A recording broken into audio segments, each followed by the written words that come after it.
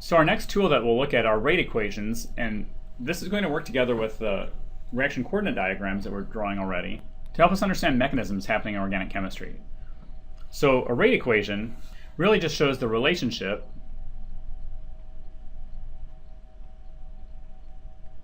between the rate of reaction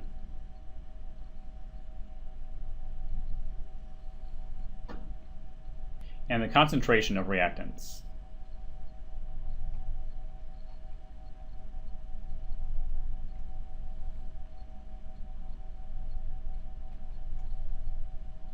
So the generic reaction would be rate equals K, or the rate constant, times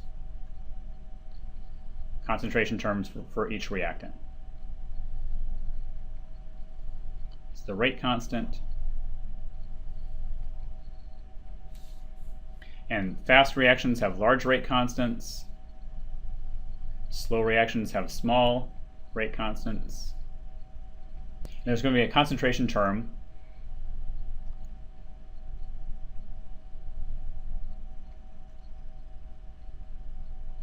for all reactants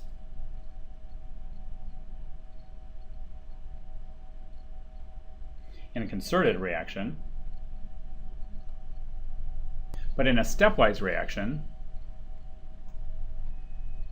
there are only going to be terms for the reactants involved in the rate determining step, which I'll write RDS. So I'll just give a generic example. AB reacts with C minus to go to A minus plus BC. So if I wanted to look at the rate of that, the rate equals K, or the rate constant, times the concentration of each of the reactants. So of AB times C minus. So the reason that both concentrations matter is that, again, what has to happen for this reaction is that A, B, and C have to collide. So if you have a lot of AB but a very small amount of C minus, it's still hard for them to collide. The concentrations of both are important to determine the rate of the reaction. In this kind of reaction, since there are two different molecules colliding to react, we call this reaction bimolecular. It's a bimolecular reaction. Two things collide in the rate determining step, which is the only step, to make this reaction occur. We can look at reaction order. And reaction order is just the sum of all the exponents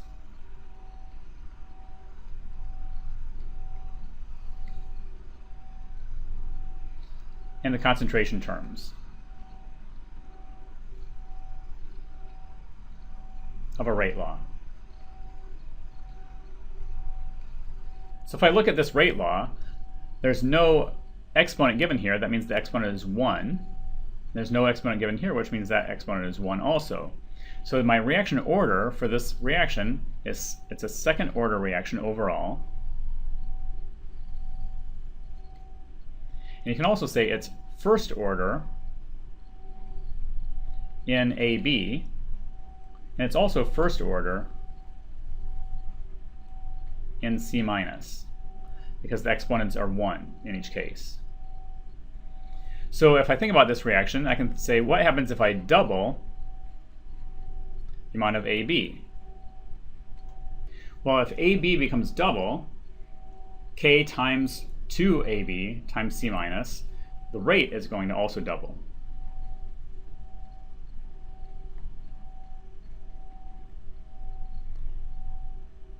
What happens if I double the amount of C minus? The same thing will happen. K times AB, which is 1 times AB, times 2 of C minus, doubles this overall side, so that doubles the rate.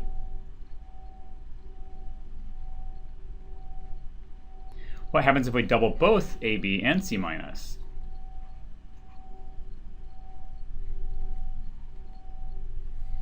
Well, this is 2 times, and this is 2 times. We have to multiply those together, so the rate will increase 4 times. Now let's look at a stepwise reaction. So in this one, we'll have AB breaks apart on its own to A minus and B plus, which then reacts with C minus. The A minus doesn't change, and I get BC. So if you notice, the result is exactly the same as the previous reaction. However, the mechanism is different. How it occurred was different. The first one is concerted. The C minus comes in, and it collides with the AB, and it causes the change to happen. So now we have to think about which reaction out of these two steps should be faster. In one, we have a neutral molecule separating to two charged species.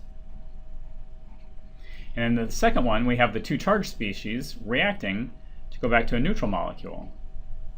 If you think about which part would be lower energy, the neutral molecule is always going to be lower energy than having them both charged. So the change from neutral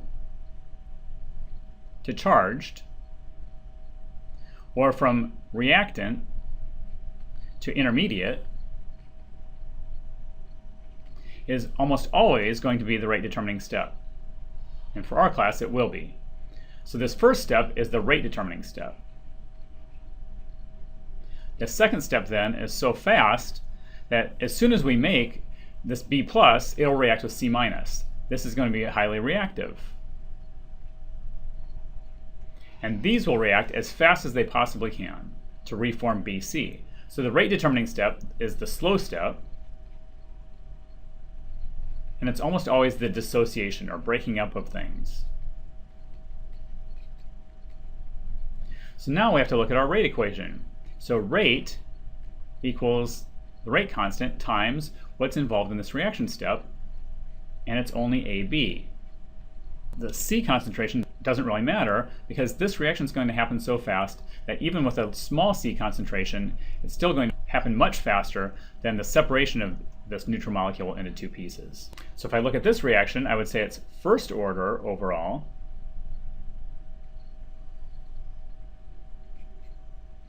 And it's first order in AB.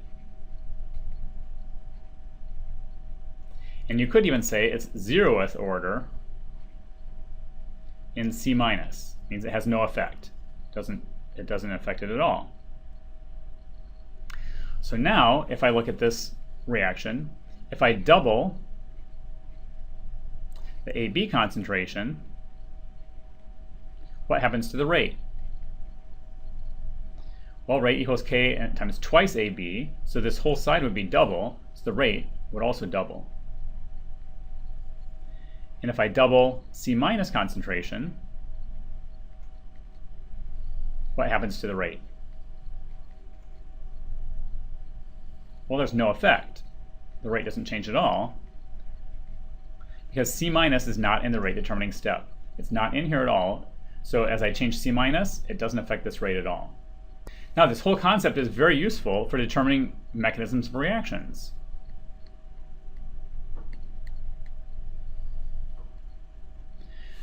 So what we can do, if we know that there's a reaction that happens between two different groups, let's say AB and C minus, we can vary the concentration of one at a time, of one reactant. We can look at the rate of the reaction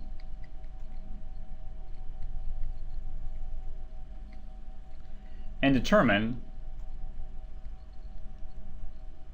if that reactant is in the rate determining step.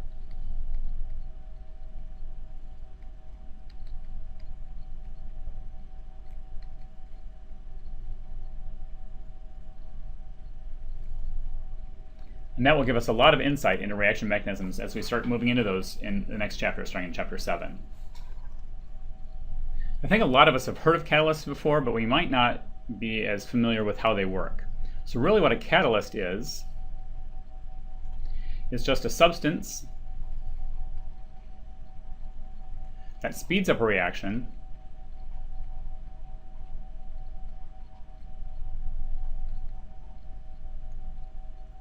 but is unchanged by the reaction.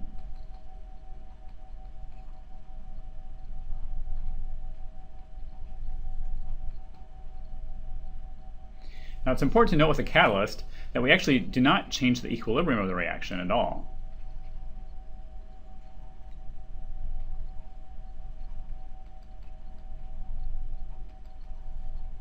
So reaction with or without a catalyst, we have the same starting materials or same reactants and products.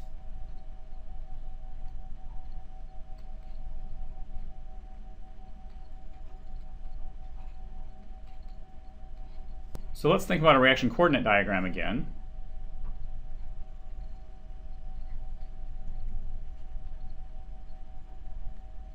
And say we've got some reactants and some products.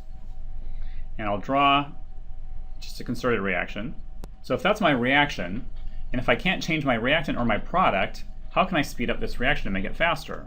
So what does a catalyst do in a reaction coordinate diagram? Well, if you remember rates are always related to activation energy. So if I want it to be faster, I have to have a lower activation energy.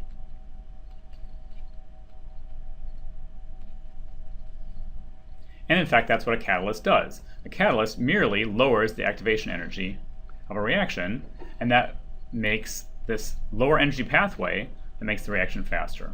It lowers the energy of the transition state,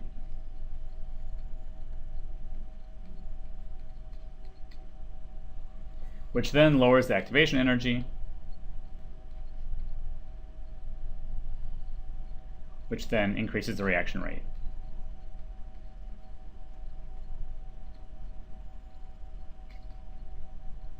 So it doesn't change the equilibrium, but it changes how fast we get to equilibrium.